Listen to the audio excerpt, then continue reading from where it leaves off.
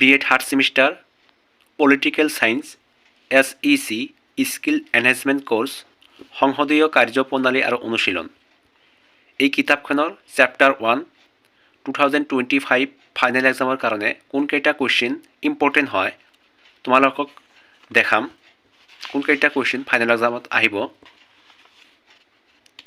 ইয়াতে কেইটামান short question আছে আৰু ইয়াতে আছে ৰাজ্যসভা গঠনটো তোমালোকে পঢ়ি যাবা। আৰু ইয়াতে আছে লোকসভাৰ গঠনটো পঢ়ি যাবা। আৰু শৰ্ট কুৱেশ্যন কেইটা আহিব পাৰে যে ভাৰতত কেন্দ্ৰীয় শাসিত অঞ্চল কেইখন আছে? 8খন আছে। 8খন তোমালোকক দেখাই আছোঁ। ইয়াতে দিয়া আছে 8খন কেন্দ্ৰীয় শাসিত অঞ্চল আৰু ৰাজ্য আছে 28খন। আৰু ইম্পৰ্টেণ্ট তোমালোকক দেখাই আছোঁ কোনকেইটা ইম্পৰ্টেণ্ট হয় যে ভোটছ অন একাউণ্ট কি আহিব পাৰে। এইটো ভোটছ অন একাউণ্ট কি আৰু ব্যতিক্ৰমী মঞ্জুৰি কি এইটো অলপ তোমালোকে চাই যাবা।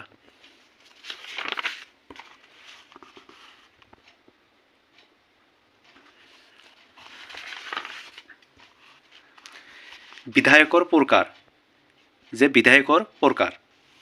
বিধায়ক কেই প্ৰকাৰ? 2 প্ৰকাৰ, চৰকাৰী বিধায়ক আৰু বেচৰকাৰী বিধায়ক। ইয়াতে দিয়া আছে সুন্দৰকৈ।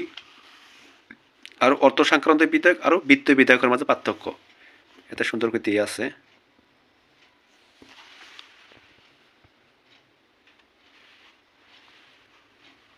চৰকাৰী বিধায়ক আৰু বেচৰকাৰী বিধায়কৰ মাজত পাৰ্থক্য।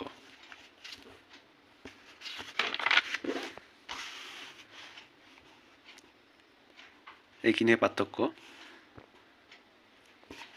আৰু ইয়াতে আছে সাধাৰণ বিধায়কৰ বিষয়ে আলোচনা আহিব পাৰে 5 নম্বৰৰ। তোমালোকে চাই যাবা।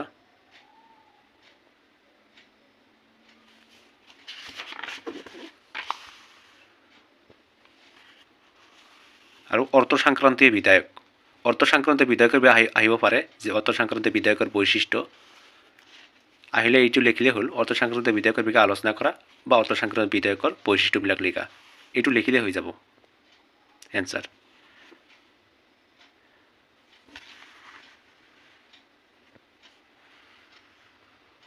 তাৰপিছত আছে বিত্ত বিধায়ক। এই বিত্ত বিধায়কটো ভেৰি ভেৰি ইম্পৰ্টেণ্ট হয়।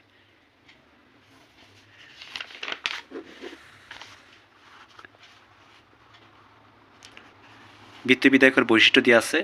বিত্ত বিধায়কৰ বিষয়ে সুন্দৰকৈ আলোচনা কৰি বৈশিষ্ট্যবিলাক দি দিলে এনচাৰটো সুইটেবল হ'ব। তাৰপিছত আছে বেচৰকাৰী বিধায়কৰ বৈশিষ্ট্যবিলাক দিয়া আছে। এইটো ভেৰি ভেৰি ইম্পৰ্টেণ্ট হয়।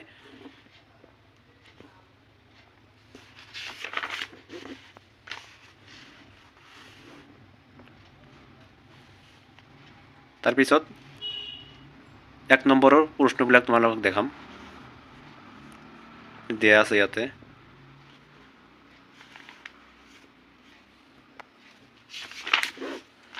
এক নম্বৰৰ কুৱেশ্যন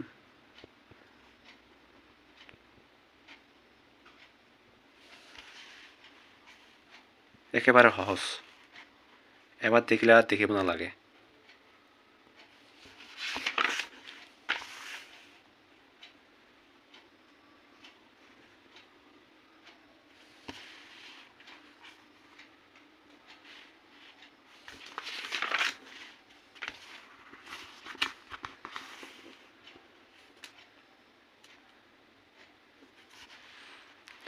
ইয়াতে কেইটা চাই যাবা যে ভাৰতীয় সংবিধান আৰম্ভণিতে কেইটা অনুচ্ছেদ আছিল আৰু বৰ্তমান ইয়াৰ অনুচ্ছেদ সংখ্যা কিমান। বৰ্তমান আৰম্ভণিতে আছিল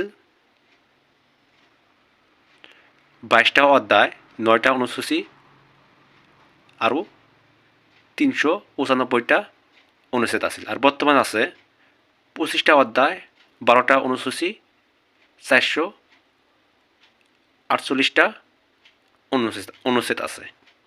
ৰাজ্যসভা আৰু লোকসভাৰ সদস্যৰ সংখ্যা আৰু লোকসভাৰ সদস্যৰ সংখ্যা হৈছে ৰাজ্যসভাৰ হৈছে 250 জন আৰু লোকসভাৰ হৈছে 540 জন।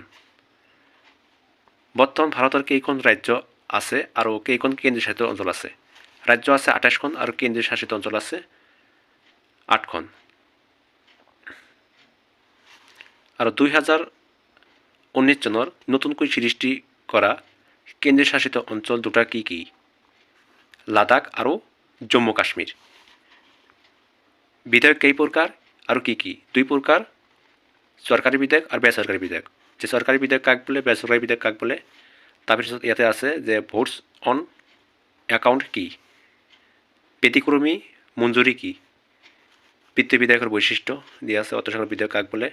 সরকারি বিধায়ক আর বেসরকারি বিধায়কের মধ্যে পার্থক্য, রাজ্যসভা গঠন সম্পর্কে আলোচনা করা, লোকসভার গঠন সম্পর্কে আলোচনা করা। ইয়াতে কেইখন কুৱেশ্যন দি আছে, তোমালোকে খাই চাই যাবা। এবাৰ দেখিলে মনত থাকিব এইবিলাকৰ এনচাৰ এবাৰ দেখিলে মনত থাকিব।